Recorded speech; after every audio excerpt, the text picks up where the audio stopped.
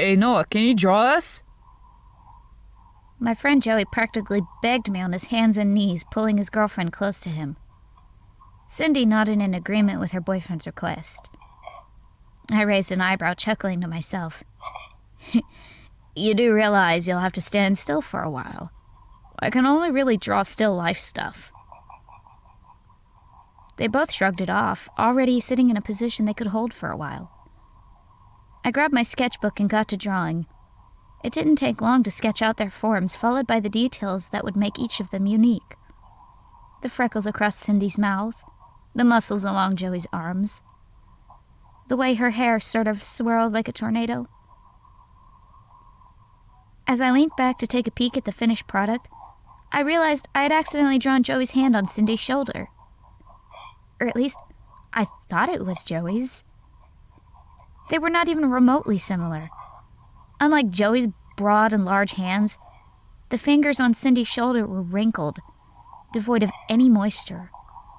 Long, rotted nails jutting out like bones from the tips of the fingers, digging into Cindy's hot pink blouse. I looked over at her, but there was no hand to be had there.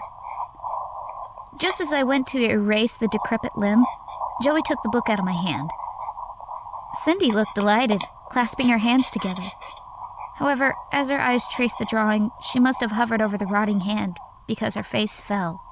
She pointed at it, causing Joey's expression to drop with hers. After a moment, his face lit up with laughter. Oh man, that actually freaked me out for a second. You're such an artist. He squeezed her shoulder, smiling at me. Thanks, Noah. Cindy thanked me half-heartedly, not so psyched about the weird hand. As I tore the paper out of the sketchbook and handed it to them, I couldn't help but wonder why I drew that. I don't recall doing so. Not consciously, at least. In all likelihood, I did it because I saw someone hold something, and that image stuck with me. I wasn't sure why the hand looked so twisted, but I wasn't going to question the coincidence. It was just one of those weird moments, nothing more. Still, I couldn't get the hand out of my head. On the bus back home from school, I pulled out my sketchbook and began doodling the girl sitting in front of me. I wasn't the type to do this, but I needed to see if what happened was just a one-time occurrence. The drawing started off fine. She was wearing a dark coat and was staring at the phone in her hand, brown hair draping over her face. That should have been all that there was, but my hand continued to move. I began drawing another figure, this one far more inhuman, with decomposing skin, gnarly bones protruding from underneath. Slowly, its form became more apparent. Though humanoid, it was obviously anything but human. It was perched on the shoulders of the girl, head tilted with curiosity as it watched whatever the girl's phone was playing. Where eyes should have been were instead replaced by hollow sockets, flies entering and exiting.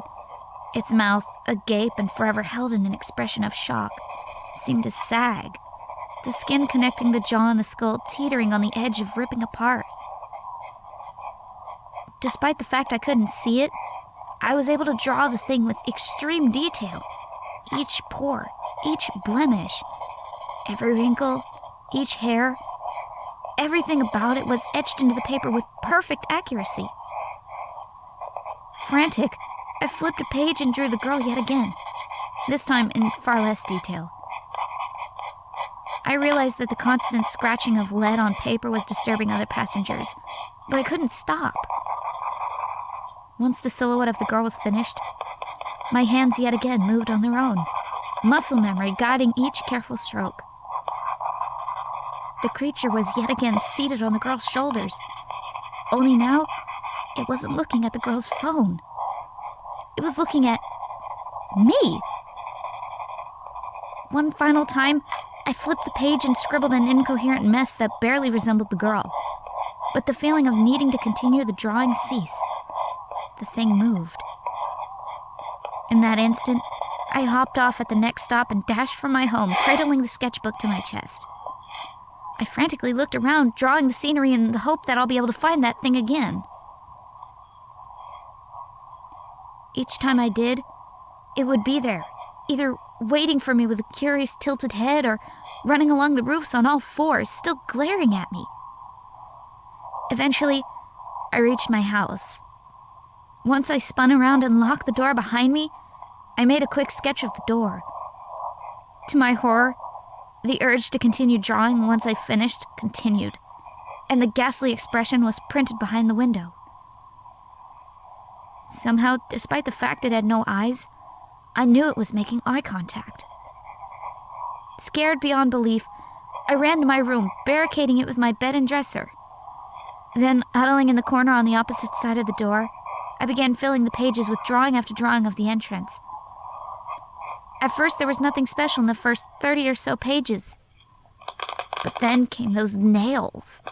Those long black talons that held the bottom of the door, trying to pry it open. It tried and tried, each drawing showing the thing's hands in different positions. I thought it would give up. But I'm on my third sketchbook now, and it still hasn't let up. I'm writing this now to give my sore hands a break. It's beginning to wear the door down. Nail marks cover the outer frame. Splinters of wood are sticking out, and the paint itself has begun peeling away. Calling the police isn't an option. The room doesn't have any windows. I can't leave. I don't know why I'm even bothering to post this. I guess it's some sort of last wish. I know this probably comes off as some sort of schizo rant, but it's not. There are things that don't live in our realm of existence. Maybe it was my fault for being so curious, putting my nose into places where it shouldn't go, but I couldn't help myself. If you ever find the need to draw something that you can't see or feel, ignore it. Keep your distance. Put your pencil down. Just for the love of God, don't let it know you can see it. Because it can see you.